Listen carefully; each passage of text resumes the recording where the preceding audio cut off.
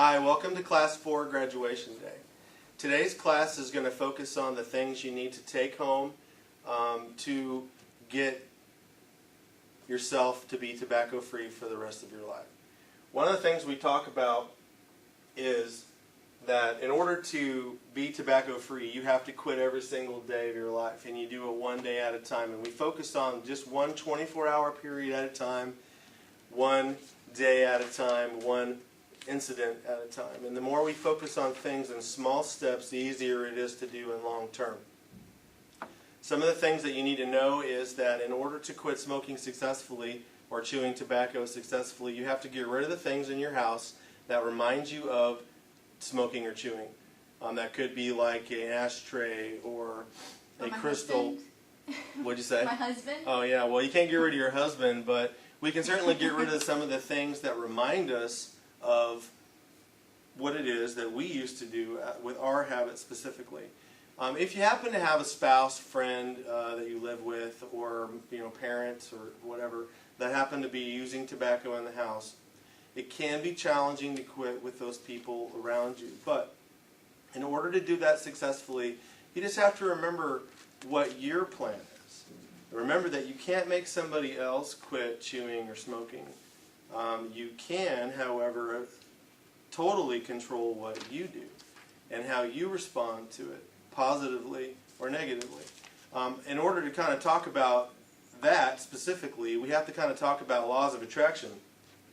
Smokers are attracted to other smokers. We do this because it's something that we're comfortable with. And not everybody in the world does smoke, but if you're with a smoker, as a partner, and they're smoking and you're smoking, then nobody really has a hard time.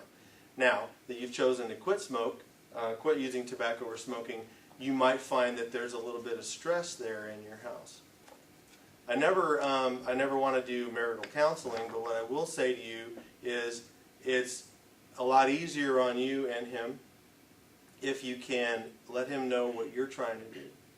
Ask him to not smoke around you. If he's going to smoke, ask him to please smoke outside, where you don't have to be in it all the time. You're going to find, now that you've been a non-smoker for 14 days or so, you're going to find that you smell and taste things differently today. Later on, we're going to have a dental technician come in here and talk about the things that your mouth is going to go through. But just briefly, your tongue itself is coated with less tar. So your olfactory senses are going to be a little bit more heightened, and you're going to be able to taste food differently, things like that. So some of the things we have to focus on at this point in your class is how are we going to go from here and not come back to one of these classes again? How are we going to make ourselves non-tobacco users from now on? Well, in order to do that, you have to understand that you quit tobacco one day at a time. Quitting tobacco one day at a time means that you focus on the here and now, the present, and you get through one smoke NIC-FIT or tobacco NIC-FIT at a time. You're going to do that by using your quit plan that I gave you. The quit plan seems very elementary, but it's really not. It focuses on all the points in your life, or at least 10 of the most common points in your day that you might have used tobacco. Like you might have used tobacco first thing in the morning, you might have used tobacco for last thing in the evening, you might have used tobacco after meals. Your quit plan goes over what you're going to do instead of using tobacco. I recommend you keep the quit plan somewhere central, maybe on a magnet to your fridge, so that you can see it every day, so that you know what your automatic responses should be when you're faced with those scenarios. And helping to see it all the time will help to reiterate it and put it back into your life. Laws of attraction are interesting because we bring things positively and negatively into our lives ourselves. So one thing I already touched on is you are attracted to people who smoke because you smoke. You're attracted to people who are wealthy because you want to be wealthy. You're attracted to people in your own social economical class because that's where you're comfortable. Well, the same thing applies to goal setting. If you are positive and forward thinking with your goals, like I'm going to be a non-smoker in 30 days and I don't care what I have to do, but I'm going to make that work.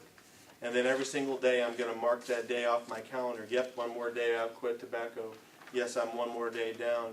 I've only got 28 more days to go. Okay, but we're looking at one day at a time. So every single day, at the end of that day, when you would normally smoke a cigarette, just mark that day off the calendar.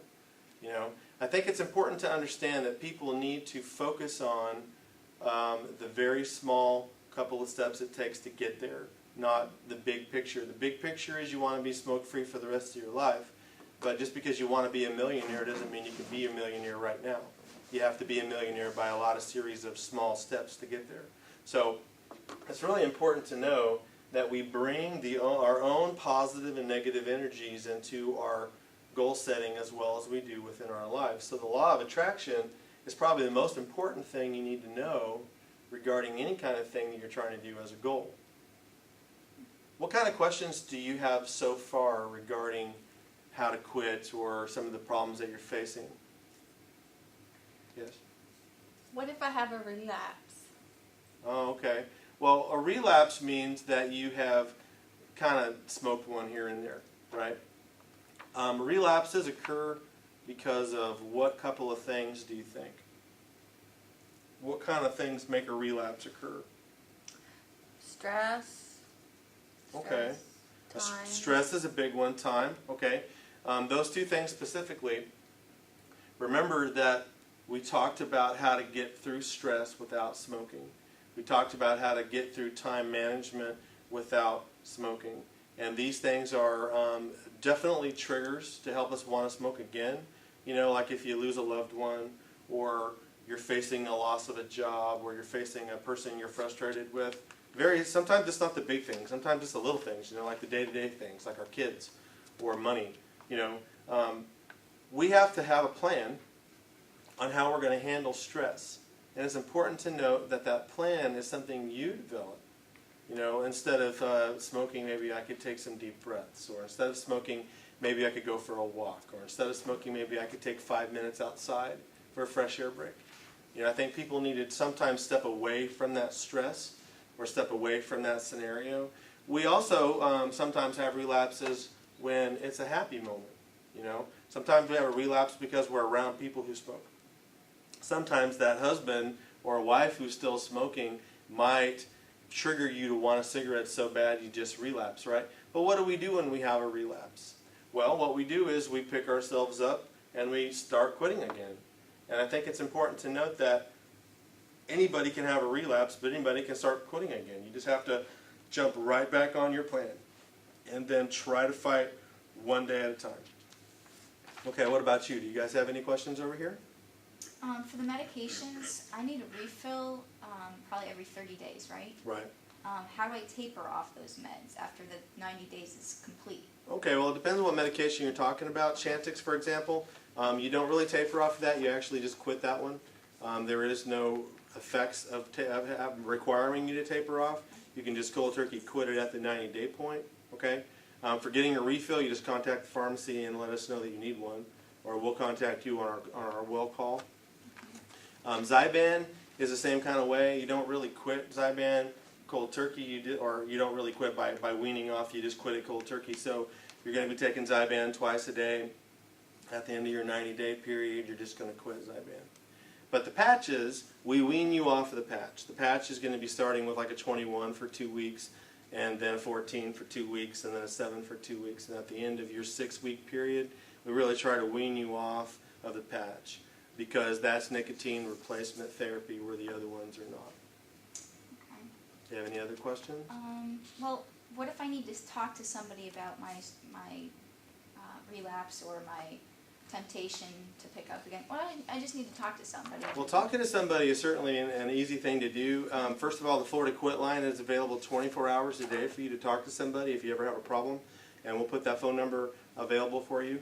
Also, you can talk to the Health and Wellness Center counselors, or you can talk to the pharmacy and speak to me or somebody else that I've trained in there. Understanding that a relapse does occur in most people who are smokers and try to quit, we're trained on how to help you get through it. But I would really rather you call me when you're having a problem and you really want to smoke than calling me after you smoked. But I'll talk to you both ways. But calling me before you smoke, I can certainly help you get through it. Yeah. I think that's important. Sometimes I just feel bored and lonely and I just want to smoke. Okay. Or it's just a habit. It The is a medication habit. is working, but I just feel like I have to do something with my hands. One of the things you can do with your hands is to keep them busy with busy food. It's important to note that when you stop smoking, that your metabolism slows down 200%. You don't want to gain a lot of weight, but we want to keep our hands active, right? So you can have a hobby that keeps your hands active, like crochet or athletics. You know, you can play chess, you can read a book. You know, anything that keeps your hands occupied, you know. When I was quitting smoking, for me, I kept Jolly Ranchers and gum all the time. And the gum that you pull out of the package and have to unwrap, you know, that keeps your hands busy. And I think it's important to note that we all get bored, and the boredom is definitely a trigger to make us want to smoke. But if we focus on what we're trying to do and stay positive and focus on what you want, which is to be smoke-free or tobacco-free, it's easier if you have a goal, and it's easier if you put your plan on the fridge to help you kind of glue yourself down on what am I going to do when I'm bored, because that's certainly on your plan. And what am I going to do when I'm stressed? That's on your plan. What am I going to do when I eat meals? You know, stuff like that. How long have you been tobacco-free? For 10 years. What was the hardest part for you? Oh, for me, hardest part of quitting smoking is understanding how many things in your life you bring smoking into, and then trying to break those things one at a time.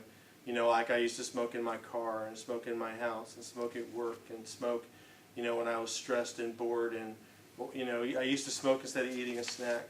So for me, I had to kind of focus on each place that I smoked in, and I had to quit there. And that's, for me, what I did. You know, I quit in my car first, which was the hardest part for me because I wanted to smoke in my car the most. Then I had to quit at work. And so, you know, you kind of have to quit one place at a time. But if you remember back in the classes, we talked about how in the first week you have 3 places that you smoke the most. You know, try to quit one of them right away and then try to wean yourself down.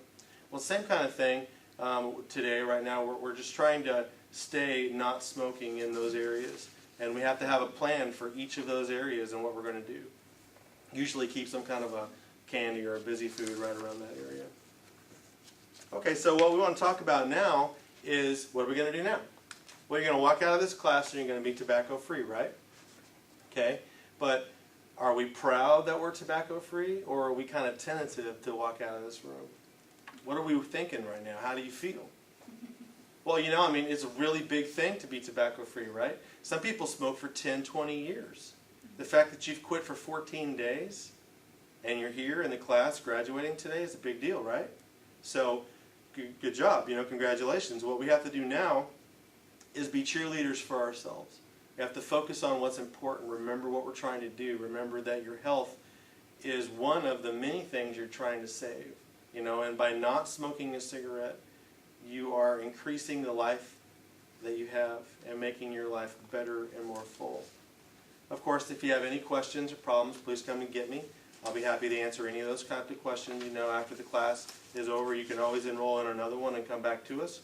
We have options, you know, for you. So remember to stay smoke-free. Remember to continue what you're doing because you're doing really good. And remember how it feels right now, 14 to 21 days of not smoking. Remember how good you feel, you know, and how nice it felt to come in here and be able to look me in the eye and say, yeah, I'm not smoking. You know, it felt really good, right? So that's what I want you guys to keep a hold of, is that memory right there. Okay, if you don't have any more questions, the class is over. Thank you. Congratulations. Your certificate's at the end of the day. Okay?